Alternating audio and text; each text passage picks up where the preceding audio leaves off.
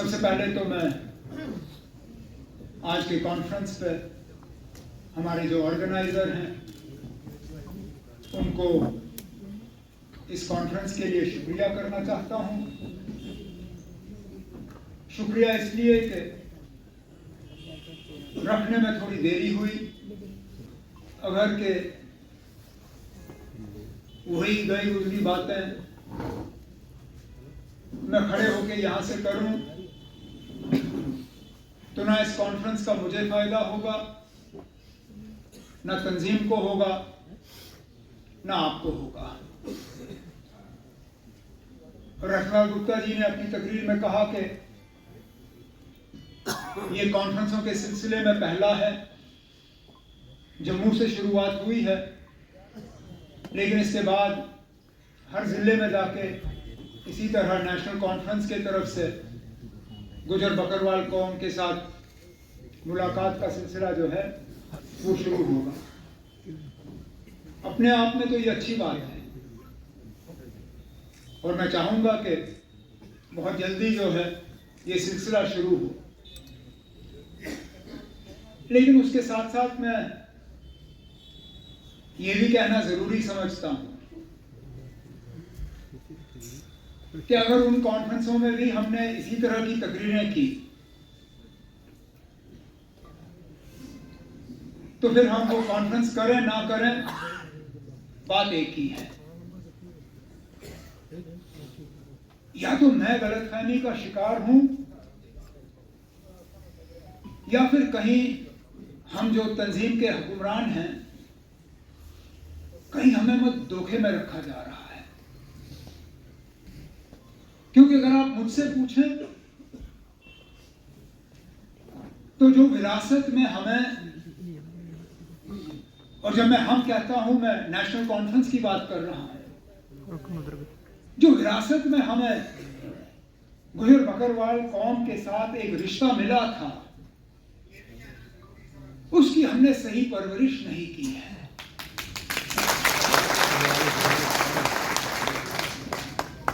आप लोगों को यहां देखते हुए कहीं मुझे ऐसा लगता है कि आपको मजबूर करके यहां लाया गया है। जो जोश, जो जज्बा होना चाहिए वो दिख नहीं रहा है। अब मैं, जैसे मैंने कहा, मैं वही, डोंट वरी, वही पुरानी तकरीरें यहां करके निकल जाऊं, कुछ बदलेगा नहीं तो फिर क्या फायदा। हम ये कहते हैं कि गुजर बकरवाल कौम को नेशनल कॉन्फ्रेंस के अलावा कुछ दिखता नहीं है, कि गुजर बकरवाल कौम नेशनल कॉन्फ्रेंस के अलावा किसी और सियासी पार्टी के तरफ आंख उठा के देख भी नहीं सकती। लेकिन आप और मैं जानते हैं कि यह हकीकत नहीं है, ये सच नहीं है। और इसका अगर हमें सबूत चाहिए तो 2014 में जो असेंबली इलेक्शन हुए वही नतीजे देख लीजिए।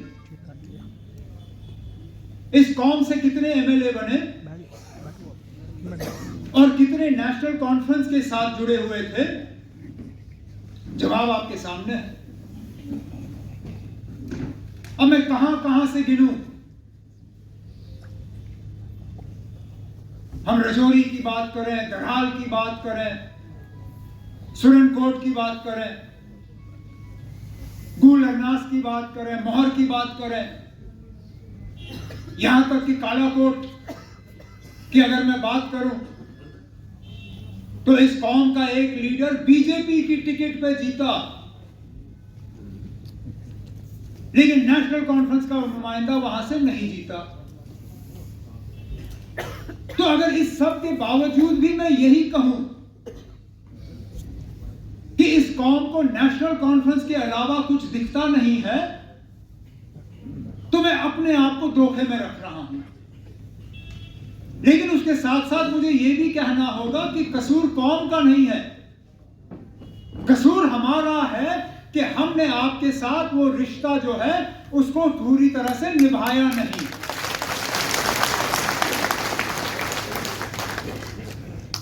और निभाएंगे भी कैसे अगर हमें अपनी गलतियों का एहसास ना हो। अब अगर मैं यही मान के चलूं कि हमारे साथ रिश्ता बनाना आपकी मजबूरी है, मजबूरी पे रिश्ता नहीं बनता।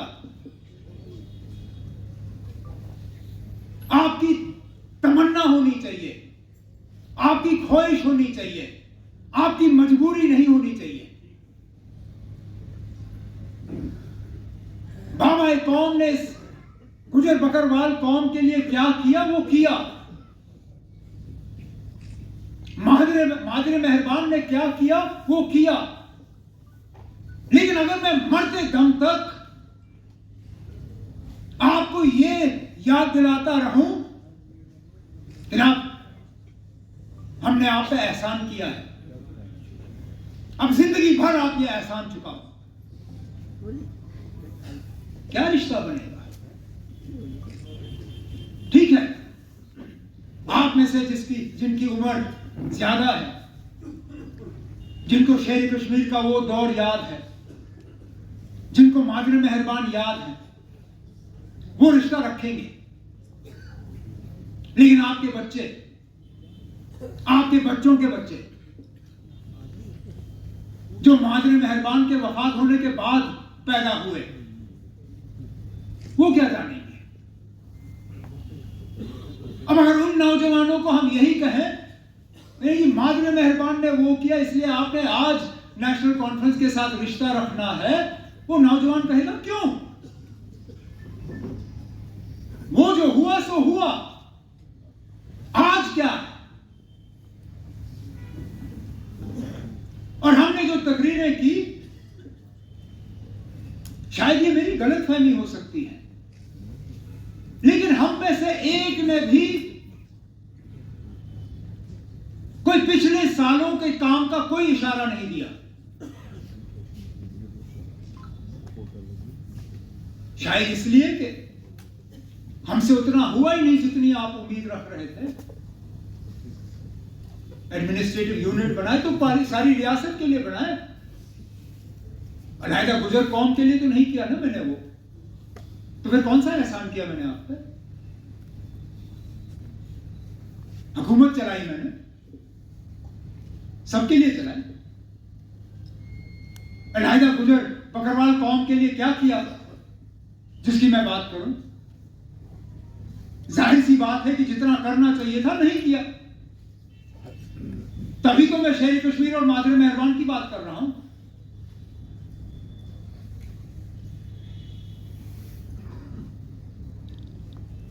तो ठीक है, हम ये कॉन्फ्रेंस कर रहे हैं, लेकिन मैं माफी चाहता हूं ये कहते हुए इस कॉन्फ्रेंस का मकसद है वो मकसद पूरा नहीं होगा जब तक कि आपके कौम के नुमाइंदे जो इस स्टेज पर खड़े होकर तकरीर करने वाले हैं वो हमें पकड़ के ये कहें कि ना ये आपकी गलतियां हैं, ये आपसे चूक हुई, ये रह गया। आज हमारी हुकूमत नहीं है, इस हुकूमत को लताड़ना बहुत आसान है। इन्होंने किया ही क्या? नहीं दिया इन्होंने आपको फॉरेस्ट राइट एक्ट, सही बात। नल लगाए जल नहीं दिया, बिल्कुल सही। इस कौम के लोगों के साथ क्या हाल हुआ वो यादाश्त अभी ताजी है, जो रजौरी में हुआ, कुछ में हुआ पिछले दिनों। लेकिन हुकूमत को लताड़ने से हमारा, आपका और मेरा रिश्ता और ज्यादा मजबूत नहीं होगा। इनकी गलतियों को हमें दुरुस्त करना होगा जब हमारी हुकूमत आएगी। लेकिन उससे पहले इस रिश्ते को और ज्यादा मजबूत करने के लिए जो इससे पहले हमारी गलतियां थी, वो क्या गलतियां थी और उनको कैसे दुरुस्त किया जा सकता है, वो हम सुनना चाहेंगे।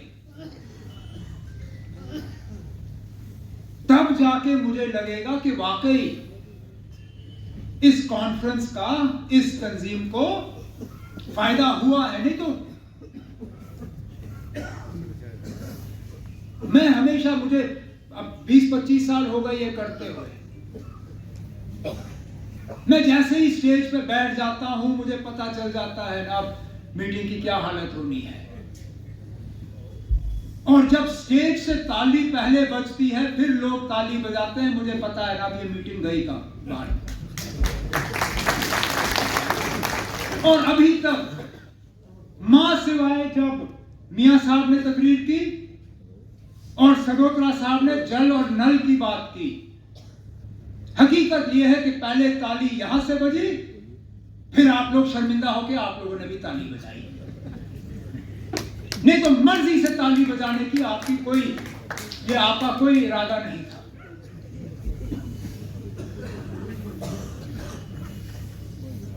तो अगर हम ये मान के चलें कि हम जो यहां बैठे हैं, मैं, फारूक साहब, सगोत्रा साहब, मुस्तफा कमाल साहब, सागर साहब, कोताही हमसे हुई है, तो इस रिश्ते को दुरुस्त करने की भी सबसे ज्यादा जिम्मेदारी हमारी बनती है। लेकिन दुरुस्त हम तभी कर पाएंगे जबकि कोई हमारे कान में यह बात डाले कि ना ये वजह है। तो खुदारा मैं और इसके बाद तकरीर करूंगा नहीं, क्योंकि बेसब्री से हम जनाब फारूक अब्दुल्ला साहब की तकरीर सुनने का इंतजार कर रहे हैं। लेकिन जाते जाते सिर्फ आपसे मेरी यही मोतबाना गुजारिश होगी कि ये रिश्ता मजबूत करना, ये हमें एक फर्ज के तौर पे समझना चाहिए। ये रिश्ता अगर और ज्यादा कमजोर हुआ, उसका खमियाजा नेशनल कॉन्फ्रेंस को भुगतना ही होगा। लेकिन हकीकत यह भी है कि नेशनल कॉन्फ्रेंस की कमजोरी से जम्मू कश्मीर कमजोर हो जाता है, और अगर हम इससे ज्यादा कमजोर हुए हम तबाह हो जाएंगे।